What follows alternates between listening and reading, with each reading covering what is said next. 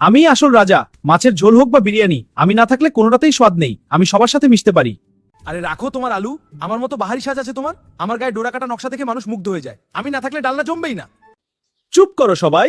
দেখছো না আমার মাথায় জন্মগতভাবেই মুকুট আছে। আমি হলাম সবজির সাপ ও পজিকেব্যের হাত। গায়ের রং থাকলেই রাজা হওয়া যায় না। আমার ঝাঁজ দেখেছো? কাঁচা খেলে মানুষের চোখ দিয়ে জল বের করে দিই। আমার মতো কড়া মেজাজ কারণ নেই।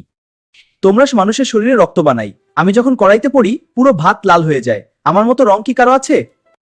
খবরদার, আমায় ছোট দেখে অবজ্ঞা করো না। আমি এক কামড় দিলেই তোমাদের চা বাঙালির সব গর্বর মুখে তোলস হয়ে যাও। ঝগড়া থামাও বাছারা।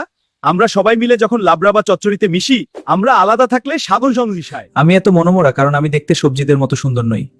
আমি কি কখনো তাদের মতো হতে পারবো? আমি সবার প্রিয়, আমার স্বাদই সেরা। না, আমার রাজকীয় রং সবাইকে চুই না। দেখাচ্ছি তোমাকে। হ্যালো, আমি রান্না করতে এসেছি। সবজিগুলোকে এবার মশলা থেকে দারুচিনি তুলি। ও, তুই অবাক হয়েছিস?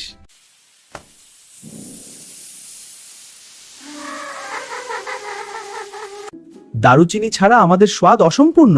হ্যাঁ, তুই আসল নায়ক। এবার আমরা একসাথে থাকব। এই যে আলু বের করছি।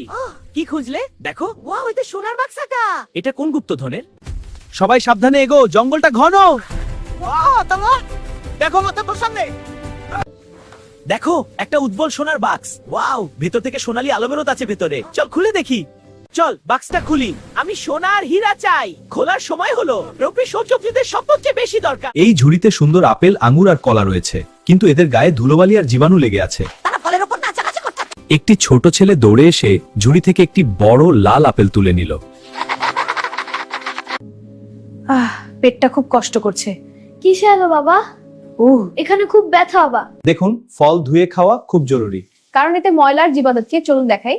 পানির নিচে ভালো করে ঘষে ধুতে হবে। এখন ছেলেটি সুস্থ, সে আবার ফল খেতে, কিন্তু এবার সে ভালো করে কলের নিচে। ফলগুলো এখন ঝাপঝাপ করছে। হাই, শুভ সকাল বন্ধুরা। আকাশ সকালটা কত চল।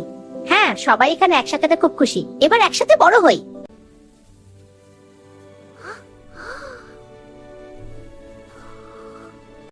আমি ভয় পাই না, সাহসের সাথে লড়াই করব।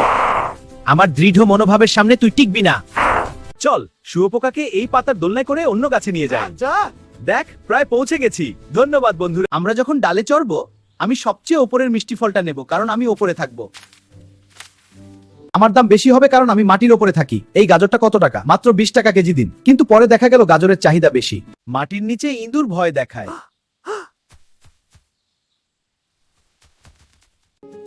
তুমি নিচে যাও, আমি ওপরে থেকে সব পানি ধরে রাখবো। আমি রং করব, তুমি শুধু কাগজ ধরবে। শেষমেশ ছবির শিল্পী হিসেবে নাম হলো মুলার রং কমলা। সবজি। গাজর যখন ইঁদুরের গর্তের বুদ্ধি করলো, তখন সে তার ভুল বুঝতে পারলো। আমি যদি আরো জল আর সার খাই, তবে আমি পাহাড়ের মতো বড় হব এবং গিনেস বুকে নাম তুলবো।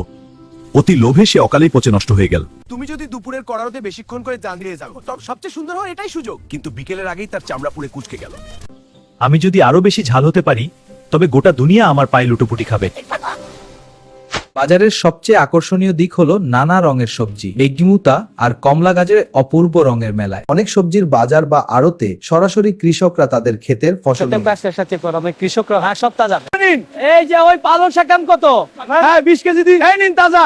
প্রতিটি ঋতুতে আলাদা আলাদা সবজি পাওয়া যায়।